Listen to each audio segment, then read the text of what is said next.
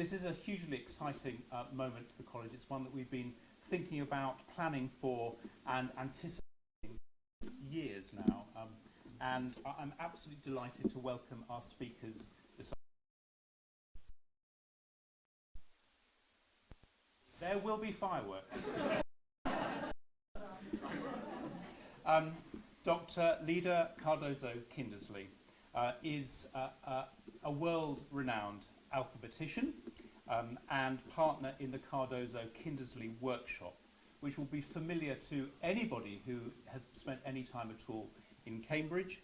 It has an outstanding reputation for letter cutting and typography, and there are examples of the workshop's beautiful work in every one of the 31 Cambridge colleges and in many university buildings as well. Lida is devoted to the cause of fine lettering and has gained additional renown as an author and teacher, and we were all absolutely thrilled when she was awarded an honorary Doctor of Letters by the University of Cambridge just a couple of weeks ago. And she's joined today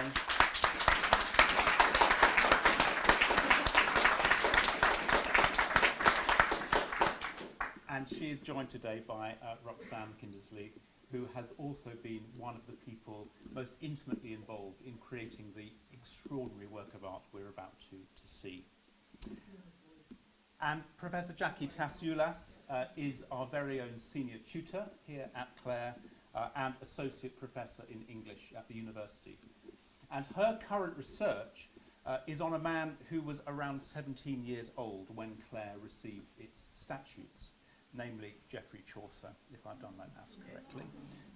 And she also works on the interaction between literature, science, and theology, very appropriate for the subject of this afternoon's talk, including the phenomenon of angelic voices in medieval literature.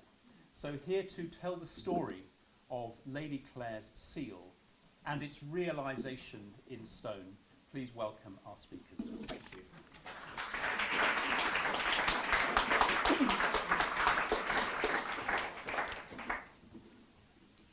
Oh, use the microphone. So they can hear you. Is it on? Okay. Well, this is such a happy occasion because it's the culmination of many, many years thinking and cutting and bringing the project to fruition. And we're going to take some questions at the end, but I have to begin by saying that there is so much expertise in this room. That I think I'm going to be handing questions on to everyone. It reads like a who's who of people who are experts on the 14th century. But there is one person I will draw particular attention to, and that's Professor Sir John Baker, because he has very kindly brought with him this afternoon some medieval seal harness pendants, which would have been used for horses. You'll get the opportunity to speak to him at the end as well. So it was a project that needed a huge amount of skill and expertise and knowledge. And I'm not going to read out individual names because it would become like an Oscar speech. But you know who you all are. But there is one person whose generosity and vision must be acknowledged to start with, and that person is Clare Barnes.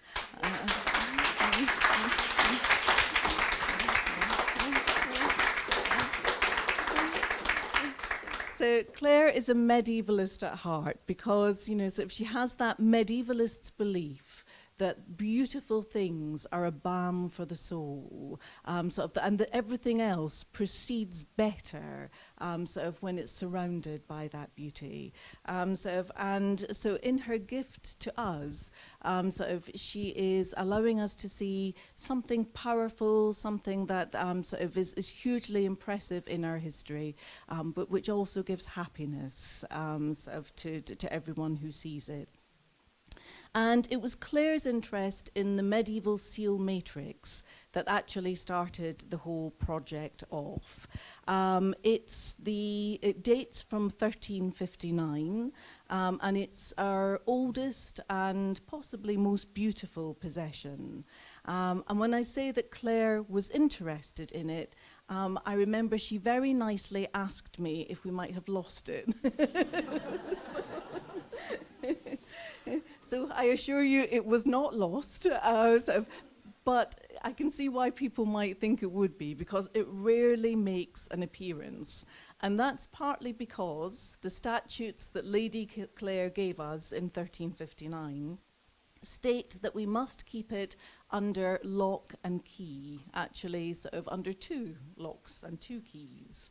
So it's such an important object for us that it's actually mentioned in the statutes themselves. And if I move on to the first picture of it, how do I do that? How do we move it on? I was looking for the clicker, there's no clicker.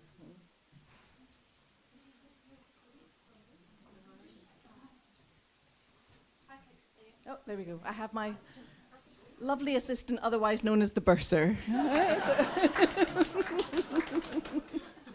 Okay. So these are not great pictures of the seal itself, but you see them, the point is to see how large they are in the hand.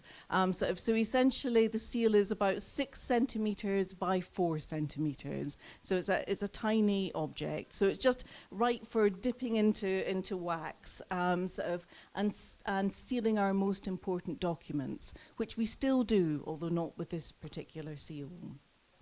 So it's one of our most precious possessions, not just because it's a rare piece of medieval silver, but also because it's the closest object we have to Lady Clare herself.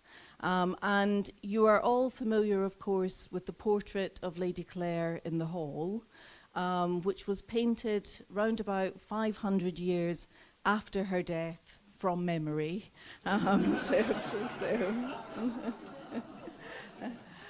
But this image was overseen in Lady Clare's own lifetime. So if we give it another click, now I promise there are far better pictures coming, but I'll let Lida and Roxanne do the reveal on that.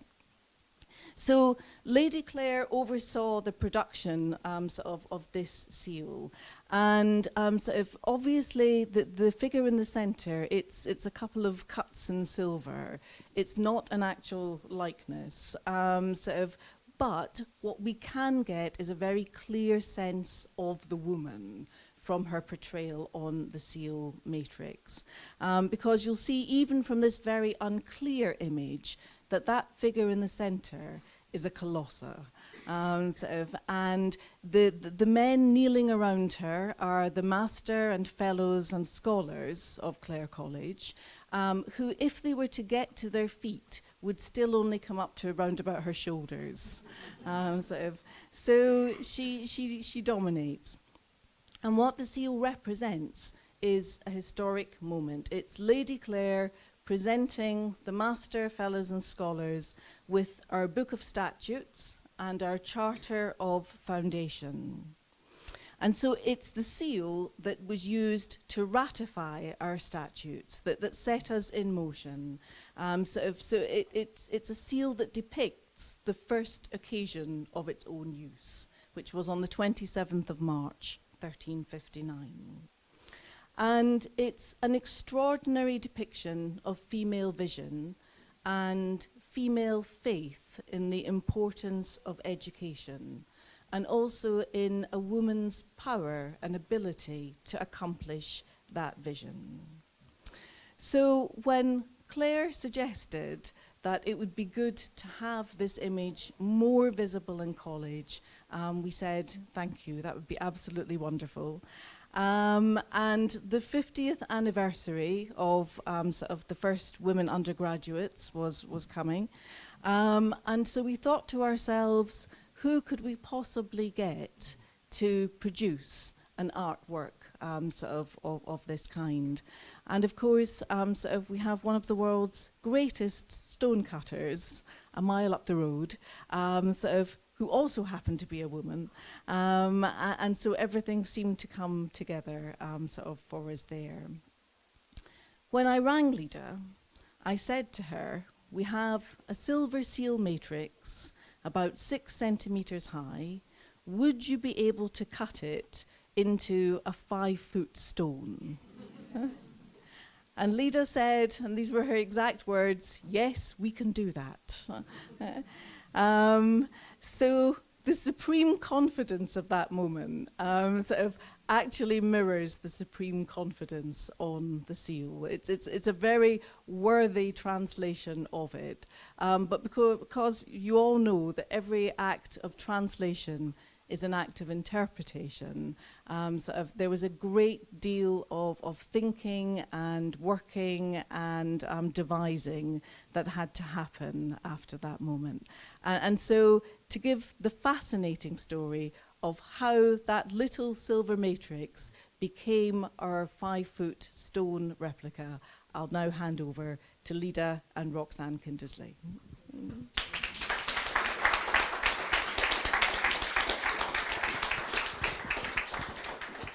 Well, thank you very much, Jackie. That was elegant as always, yes. This room seems to be full of elegance. So I think we're going to talk about, I can't actually see the screen, but we know what we're talking about. We're going to talk about, I'm going to start off talking a little bit, can you hear me? Yeah, okay, I will keep, yeah, I realize. I'll talk a little bit about the workshop because, as Jackie has already said, we're literally up the road. And it's not because we're up the road that we were asked to do this, it's because we're jolly good at what we're doing. She said modestly, yeah. I've got confidence now after 45 years of doing it. So this is the workshop. Our workshop is full of people, excellent craftsmen. And I know I've had some run-ins with feminists saying, when you ask for an apprentice, do you ask for women only? And I said, no, I want the best person in this world to come and join our workshop. At the moment, I must say, on the seal, 3 of our, now no longer apprentices, but everybody was trained in the workshop, happened to be women. And they were absolutely fantastic, doing things I must admit I couldn't do. They were carving people, the heraldry, all of that. When it comes to lettering, I'm here. But when it comes to portraits, it's not really where my interest lies, but they are fantastic. So I just want to point a very big finger to Fiona. She's now going to be totally embarrassed because she's been really, Fiona Boyd has been really leading this project right to the end, and Roxanne. And Roxanne has been doing the carving of Lady Clare, and Fiona has been doing Mary, the Virgin Mary, and all the 2 St. John's at the top. So I think I'm going to hand over to Roxanne, and really I should hand over to Roxanne and Fiona, but she's not prepared. So, I mean, she's prepared to do it, but she wasn't. You're very welcome to come up here and talk with Roxanne. She's fine. She's just excellent carver. So, Roxanne, I'm going to give you the floor to talk about the whole thing. Yep. So the first thing that happens when we need to talk about a job is we need to think about how on earth we're going to do it. And in this case, confidence led, but after that came a little bit of working out. And so this is an example of our design book. Wherever anyone comes for a job, big or small, we have a book like this, and we talk about what you need, what we're going to be making. We need to get a handle on how we're going to do it. And so we know that we need to come to the college, work out the size, work out that it fits, make sure the shape is right, and then we need to think about the stone. And so as you can see, this was quite a while ago. This was in the time of COVID, so we came in masked up. You can't recognize us.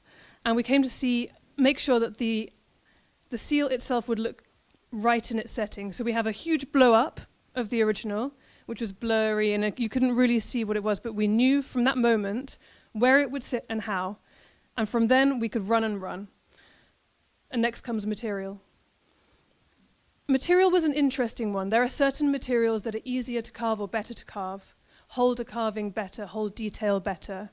A hard stone could hold a sharp edge. You can really see the carving.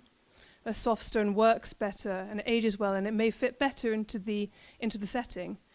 And as we were thinking about the material, it was mentioned that actually Elizabeth de Clare owned the quarries at Portland. So suddenly it clicked. We had our material. Not only was it the perfect carving material, it tied back to the story. It was like it was meant to be. So we went to Portland and we found a huge, huge piece of stone, because this isn't just any piece of stone. This is an exceptionally large piece of stone. And we took it and we had it sawed and we had it shaped. And once we have it shaped, we move it to the workshop, and this is when our work begins. And this is where Fiona's work begins, because Fiona, who led the project, then had to work out what on earth we were looking at. Because we are not experts in medieval seals. We know the symbolism, we know the letter forms, this is our speciality.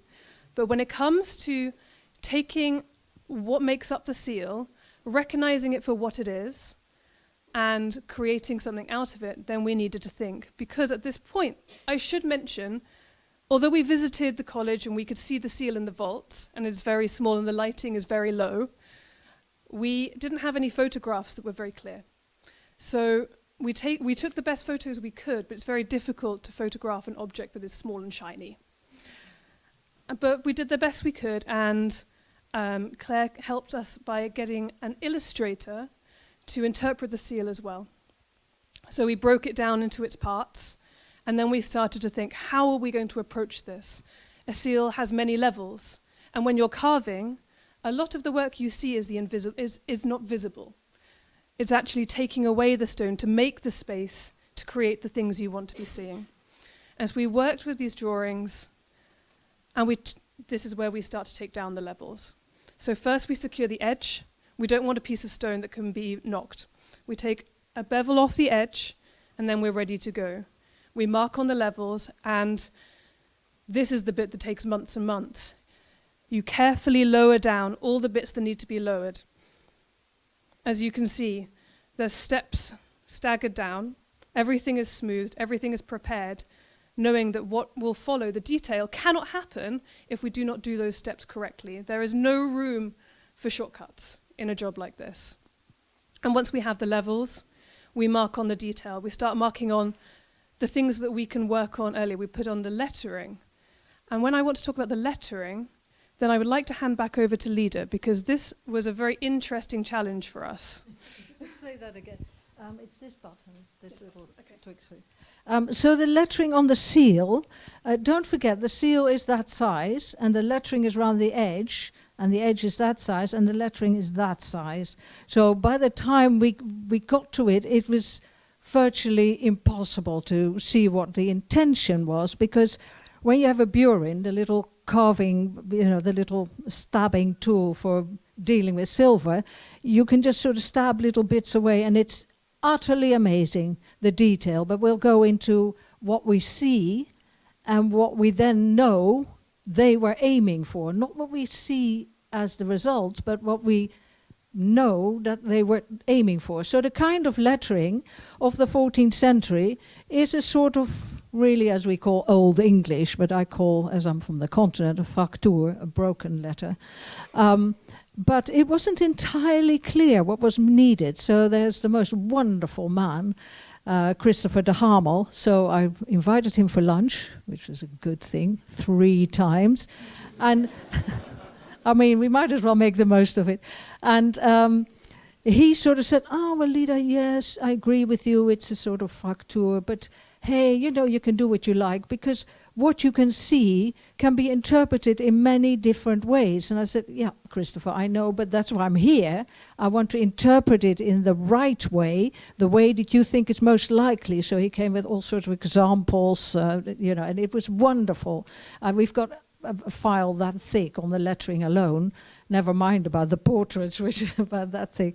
And he, in the end, said, well, you just make it look right. So we drew it, and he looked at it, and he said, it looks right to me, looks medieval. I mean, and it looks more or less like the seal. And there are examples here I would like to point out, is that, for instance, if you look at the M here, which is a capital M, but it's actually smaller than the rest of the lettering, because don't forget we are that size. And there's a sort of strange bar across and a little V, which sort of makes the M. When we started interpreting, it became more and more invisible. I had this cut across, but then it just didn't work at that size. So can we do the next slide? I think it's probably. So at that stage, I had drawn it out with interpreting a lot, making a lot of changes to make it legible, readable, and feel right. At that point, we were all working on it. This is actually the hands of Emily, who is also an excellent carver. And she's not here, sadly. She's couldn't make it. But so we were all carving together on the lettering, because once we had these levels, we sort of knew where these bubbles were all the way around. Now these bubbles are all the way around. When you carve it, of course, with a burin, am I in your way? Sorry. With a burin, you go bloop, bloop, bloop, bloop, bloop, quickly done. We have to go duck, duck, duck, duck, duck, duck, all the way around, lower, rounding it. I mean, each bubble there would take, I don't know how long. And so, I mean, I do know how long, but it's, but it's sort of beside, it takes a long time. So actually things that might be simple to do that way are quite complicated for us, and the other way around. When it comes to doing faces, how they got that right going into is unbelievable. So I think, are we getting on? I think we've done lots of lettering. Okay, so the lettering is around the outside, and then we went to the architecture, which is really where Fiona shone straight away. She just came back having had a baby and was sort of thrown into, oh, can you just cut that? It's just the same as Ely Cathedral. You can do that on your own, yes. So I think I'm going to give back to you, yeah? Yeah, so as Lida mentioned, this is Fiona's incredible talent, because she took what was uncertain architecture on the seal. She researched the time period, she knew what she was looking for, but not only did she take an incredible piece of architecture and transpose it onto the seal and interpret it in a new way that fit with the original seal, she then actually did the carving. So if we go on to the next slide, you can see there was a huge amount of making sure that all of the levels were maintained whilst taking down the lines, making sure that the structure of the seal the integrity was still there whilst doing it, because these are very delicate points. Carving around every single little aspect of it, trying to keep as much precision as possible, because a seal was never meant to be replicated, and here we are trying to replicate it. And as you can see on the next slide, you'll see the next slide, yeah.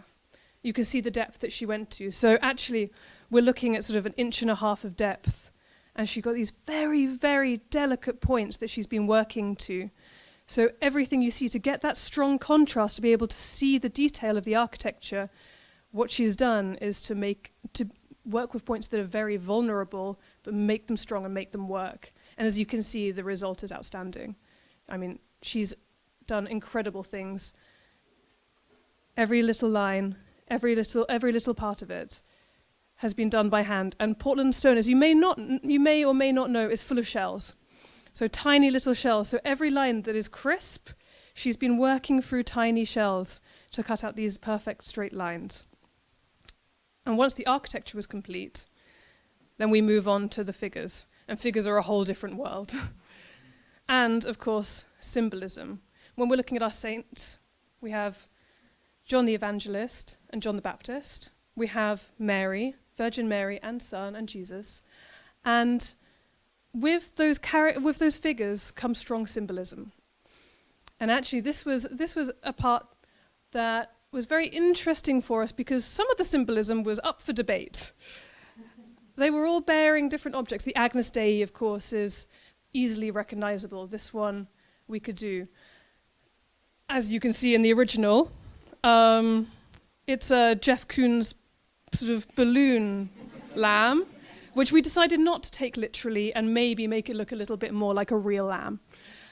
And as you can see, Fiona has carved here Agnus Dei in his hands, and you can see in the later version the camel coat complete as well, so this detail. And if we move on, again, another point that we could not see very clearly. Actually, this is a good point to mention. We can almost see the crown here, but as before mentioned, we did not have any photographs that showed any detail of the seal when we started, and we were incredibly fortunate at that point that the college were fully behind us. And so as we were working through this project, the need for these photographs became clear, and they put every effort into making sure that photographs were taken from every angle with every lighting, so that actually, partway through the project, all was revealed. So we went from not being able to see to actually being able to see all of the detail that was there. And the conversation we'd been having with Clare and that we'd been having together and looking into the symbolism and working out, it meant that when we could see it, we knew that we were on the right path. We'd made the right decisions. And so when we see the Virgin Mary wearing her crown, we've done it right. We have a strawberry leaf crown. And it may seem that the type of crown is not important, but it's incredibly important because it would have been carved at that time in that way. It's a fleur-de-lis. Oh, it's not the strawberry leaf crown, is it? No. So the other option was going to be a strawberry leaf crown. And we did not do that, you're right. And it's a fleur-de-lis crown, which she's wearing.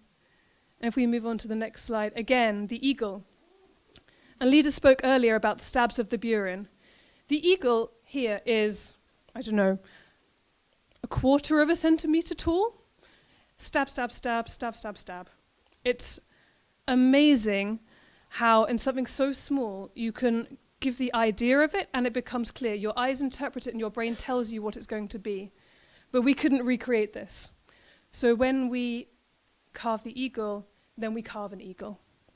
And this is a challenge in itself, but it pays off because out of something that is the suggestion, the idea of the symbolism becomes something that is beautiful and whole. If we go on to the next slide. And then comes the figures of the center. So the depth, we had a lot of depth to work with. As Jackie has mentioned, Lady Clare is a colossus. She stands in the center, tall and proud. We need the contrast, we need to be able to see her. She is the center of the seal. All eyes on her. But to get to her, you have to take away a lot of stone around her. And if we move on to the next slide, you can see as we work through, first you take down the level, you know where she is, you can take down the levels around her, so she stands tall on her own. But every scholar and fellow next to her is staggered, they're behind each other. So again, taking down levels to make sure there's space for each other. Fabric goes in, fabric's a wonderful thing to carve, it flows so beautifully. And when we look at Lady Clare in the center, at the moment she's got her eyes closed, and we'll keep it on this slide for a minute, she stands with a Gothic sway. So she has that elegant sort of Aphrodite rising out of the water, that shape that is so beautiful and so strong. And this is a shape that you have to maintain. So this is, in the original, it was the idea of the shape in that we have to work with it and make it a whole thing. You have to make it work, the body underneath the fabric and the fabric falling down. And I'd just gotten to the point where I was sort of working out where everything was supposed to be. The faces had started to take shape. I was sort of almost happy. And actually we had a visit from Clare. And as you can see, in her hand on the left, she's holding the foundations and they're framed. In the seal, what we could see was a frame, but actually, when we started speaking about it, they would not have been framed, they were vellum. And so this is a point of change where you take something that's framed and you take away stone. With carving, you can take back. And so I pushed everything back and we changed from a framed object to a vellum object. And it's details like that that not only are true to the seal, but true to the time. And that is incredibly important in this.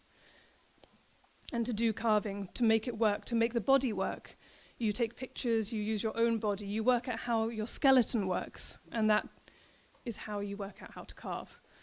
And again, the interpretations of the seals, you can see on the original, nothing. It was too small, there was no way you'd be able to get it in that, but we knew what it was supposed to be. So we looked at the original, and then we have enough. I would like to point out that I haven't just carved a really bad horse. It's minute. It's absolutely minute. So I did the best I could with a few crumbs of stone.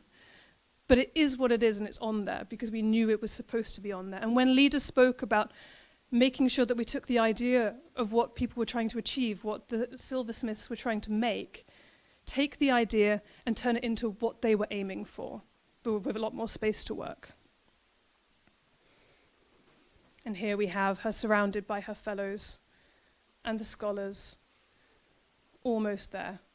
And I think we're going to move on to, so we have the shields, the heraldry. Yeah, I'd like you to speak about heraldry, yeah. Now, this is my field, heraldry. I love heraldry. It's like the football game, you know, if you see the blue guy, you know, if you're in red, that you got to kick him in the shins. And, you know, it's very good to be absolutely identified. And, of course, that's what heraldry was all about. Now it's become very symbolic, but and jolly. I think heraldry is jolly. Lions are always sort of, you know, rampant, and even if they're cushioned, even if they're sleeping, they're looking at you. They're the good shapes. Of course, the shapes we had to deal with from the actual seal, this is enormously enlarged. What we realized, and I think particularly Fiona loved, is that they've got these mop heads, these sort of round brush heads, you know, which is really fantastic for the lions, which nowadays lions are much more like lions, but those were sort of rounded. So that's what we've been working towards, first making a drawing. Of course, heraldry, animals and everything else has to fit into the shield shape, unless you're a woman and you've got a lozenge, which is interesting in itself, but we are not going to have that discussion here. The shields, as they are. So from the drawing, we went straight into getting their feet in. Again, you will see the proper thing yourself, and you will see that their feet are sort of all twisted and turned to make them look, because you have to make sure that the whole design goes over the whole next thing, over the whole area. This, of course, very well known here. Everybody knows what that is. The teardrops, which are a wonderful sort of challenge, because you have to get them in, and you can't just sort of. You've got to sort of make them go round and then straight, and everything is a challenge with heraldry, but it's a wonderful thing. So, is there a next? Oh, and then this one with the castle. That was a particular challenge, because you can't bend a castle into the shape, so you just cut it off, which is fine. And what was that? Oh, okay. We have a little stop-start video, which will show what we did in a year and a half in, I think, half a minute. Is it working? Oh, yes, it is. So we were lent a camera by the college, and we just had it on every day. But we cut most of it out, because we'll be working for a whole week, and there'll be one little doop. So it was really, yeah. But it's nice to see that every now and then there's one person, there's two persons, there's 5 people, whatever. And is that the end?